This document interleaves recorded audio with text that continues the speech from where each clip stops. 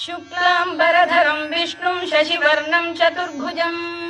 प्रसन्नवदनं ध्यायेत् सर्वविघ्नोपशान्तये व्यासं वसिष्ठनप्तारं शक्तेः पौत्रमकल्मषम् पराशरात्मजं वन्दे शुकतातं तपोनिधिम् व्यासाय विष्णुरूपाय व्यासरूपाय विष्णवे नमो वै ब्रह्मनिधये वासिष्ठाय नमो नमः